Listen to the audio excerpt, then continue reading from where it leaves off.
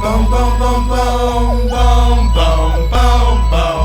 Now tell me what you gonna do when it ain't nowhere to run. When judgment comes for you. When judgment comes for you. Tell me what you gonna do when it ain't nowhere to hide. When judgment comes for you. Cause it's gonna come for you.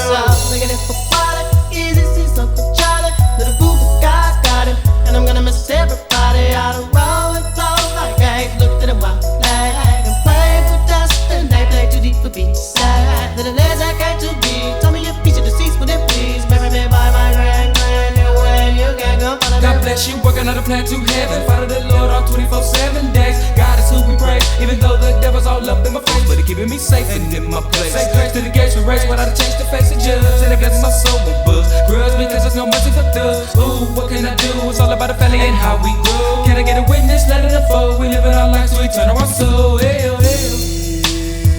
And we're praying, we're praying, we're praying, we're praying. Every day, every day, every day, every day. And we're praying, we're praying, we're praying, we're praying. Still with lace. Now follow me, roll. Hey, how's it going, guys? This is Waco and Noel, here to give you our first episode of the Rundown at the Crossroads.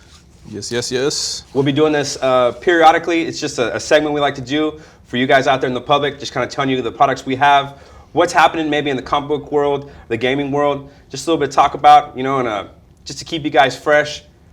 And at the end, we usually pop a pack. So let's get it started.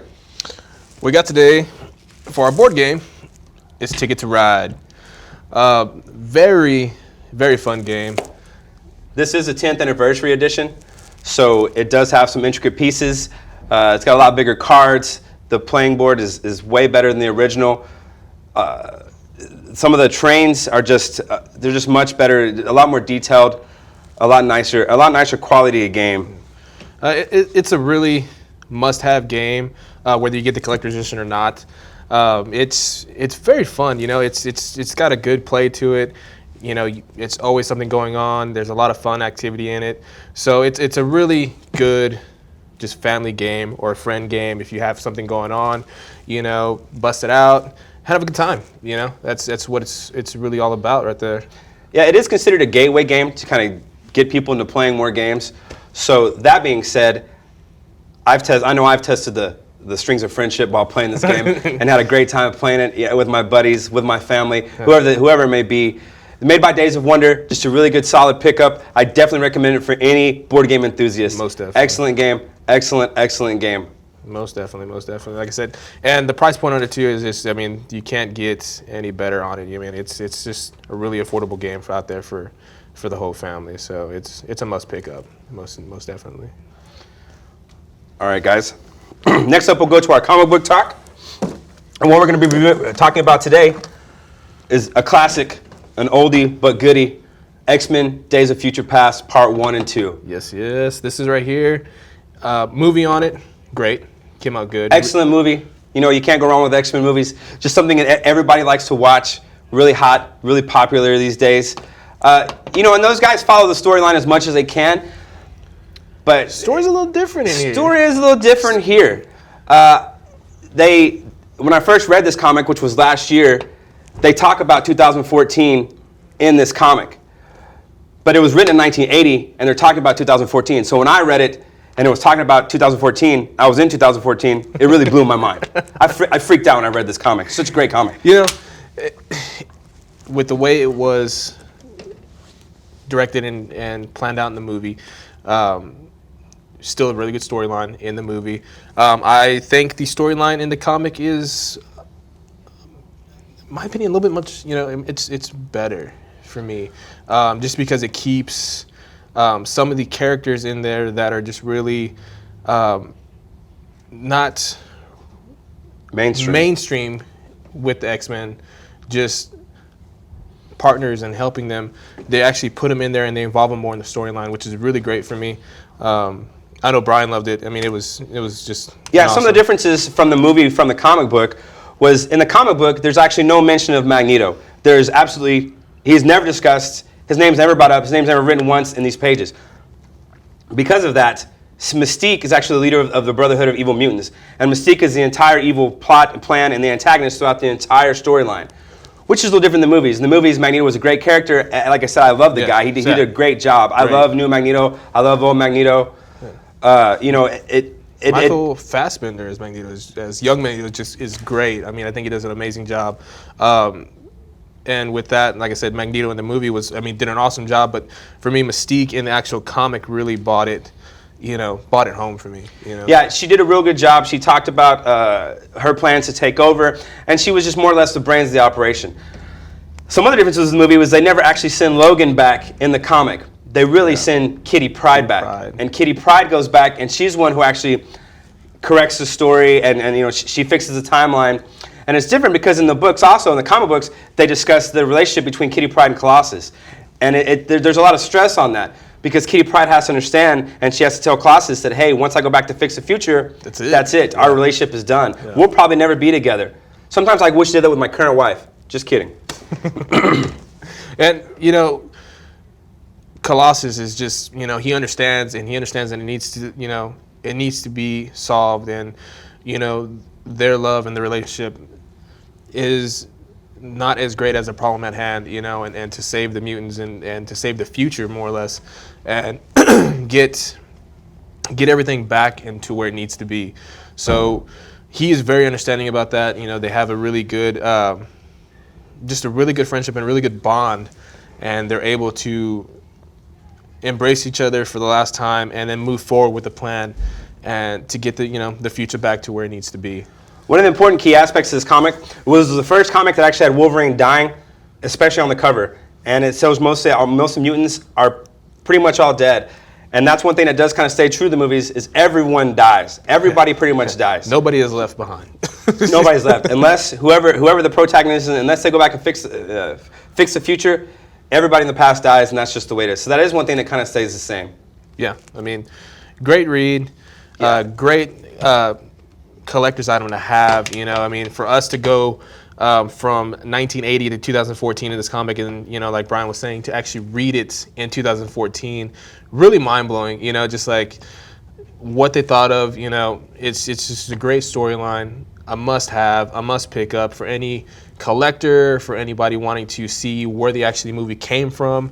It's a really good piece to have, guys. I recommend it. Yeah, this is a collector's must. If you don't have X-Men 141 and 142, Days of Future Past, you really are missing out. On to the next topic. So later on this weekend, this Friday and Saturday actually, is Grand Prix at Dallas, the Magic tournament, Grand Prix in Dallas.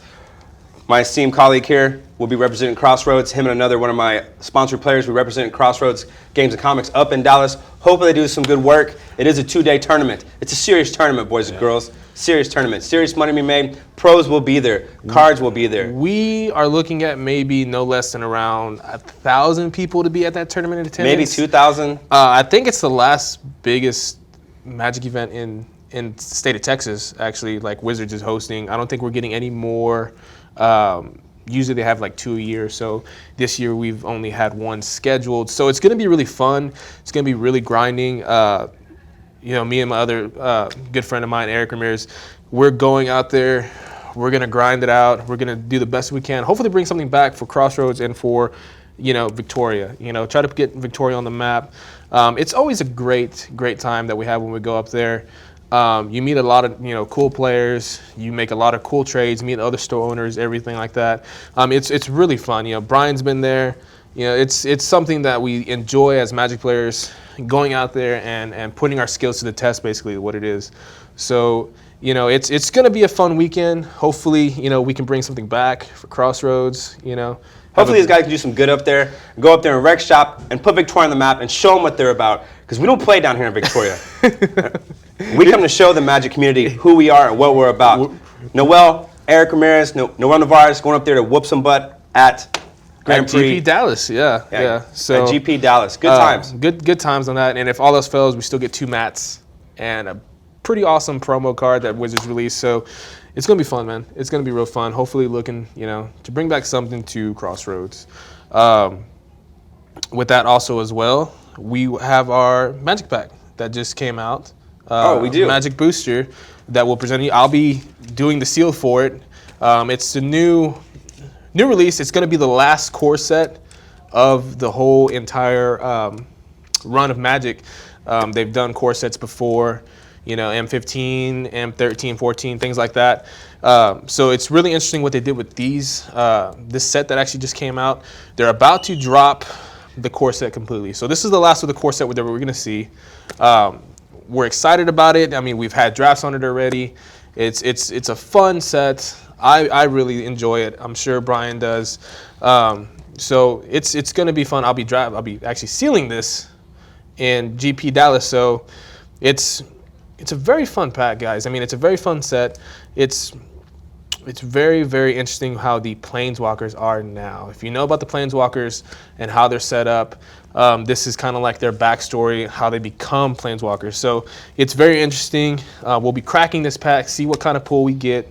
So hopefully something great. Anytime you play in a Grand Prix that's limited, or any type of big tournament that's limited, your chances of winning, in my eyes, are greatly bumped up. Increased, yeah. Yeah, it provides level playing field for everybody. You don't have to come there with just the biggest, awesomest, most powerful deck. It provides a good playing field for every player, whether you're a novice or whether you're a pro or whether you're just a mid-range player. Anybody can do good on any given day at these sealed Grand Prix, these limited Grand Prix, or the limited PTQ, limited states, whatever the format be, a limited open.